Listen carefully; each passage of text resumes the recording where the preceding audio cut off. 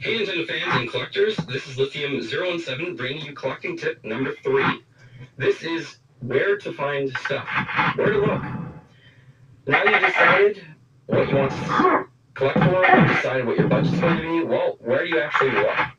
I've been collecting since roughly 2007. I took it seriously in 2009, and I'm only 23 years old. I've got a lot of this stuff. Some of it's rare, and I can't find out in the wild, let's say, and a lot of it I could actually just find locally. So where do you actually look when you want to collect?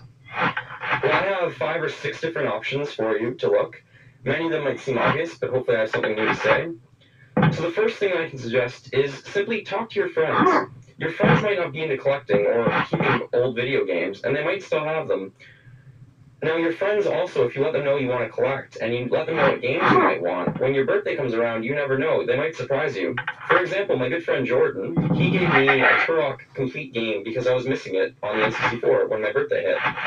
And this is in phenomenal condition. I'm not sure if this is the one that he grew up with, but I think it was. I think he kept it, and he's just not into collecting on his own, so he decided to donate to a good cause and give me his game, which is fantastic. Thank you so much, Jordan.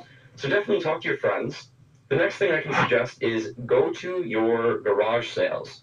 At garage sales, most of the time people don't know what they have, and they don't look it up online. They're just looking to get rid of it, and you can find things at a really good deal. But garage sales are really hit or miss, and they can be really far away from each other. So if you don't have if you only have to ride a bike, maybe try and find out some phone numbers and call the people up first and just ask, do you have any games for sale, rather than making a trip to begin with. But you never know what you might find. For example, I remember finding a Super Smash Brothers for $5 in box with a manual complete, and it was amazing. One of my good friends also found a Conker's Bad Fur Day for the same price, $5 with box and with everything, and that's more of a $50, $60 game. So definitely go to your garage sales. The next thing, if you can drive or ask your parents, but every once in a while, I would say at least once a month, I go to my local thrift store, like a Value Village. I have 3 or 4 that I go in my local hometown that are basically secondhand stores. And occasionally you'll find a gem. If you know your stuff, and if you have a smartphone, you can usually check if it's rare or not. But I found in a local game store, not a local game store, a local thrift store, this Donkey Kong NES set. So it's Super Nintendo, boxed, awesome condition, $40. This is something that I did not want to have shipped to me online. I was kind of waiting to find it in the wild. And when you do find them, it's a joy. It's a great time. It's part of the rush of the experience of collecting, I guess. Awesome when you find something actually out in the wild. So definitely go to your Value Villages, your thrift stores, any secondhand shops and look for games. Another example that I can talk about is I found a copy of Evo for the Super Nintendo for $5, and that game is like an $80 game. So if you're a kid or that really want to collect, take a trip and try and go at least once a month just to see what they have. The next thing that you can definitely do is go to the actual game stores, so go to local game stores or local collecting stores or retro shops, or even EB Games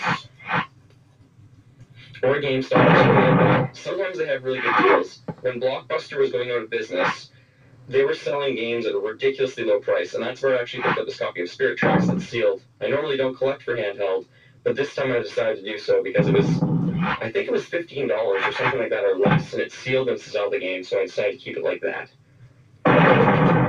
And the next one, once you've pretty much exhausted all of your actual places to look physically and go to, the next thing I can suggest is looking online at ad sites.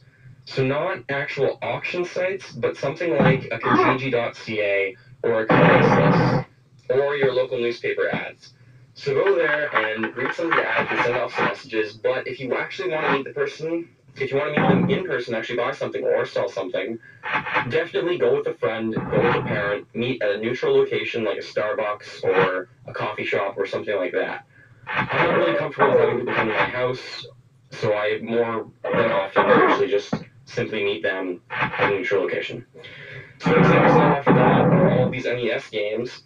I don't really order NES games online ever, and if I find them for a really good deal in person, then I will usually pick them up. So all of these games, $5 each. Most of my NES games that I have, actually, I think I bought all of them in person. I didn't buy any of them online, and that's that entire shelf I just found out in the wild.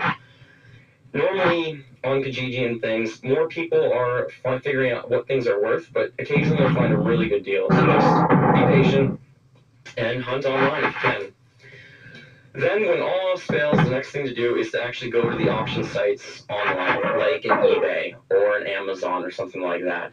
I prefer eBay to Amazon. Amazon doesn't always use the correct pictures, but why would I go online? For a rare item such as this is a Just Go 30th anniversary Nintendo 64, one of the rarest ones that exist.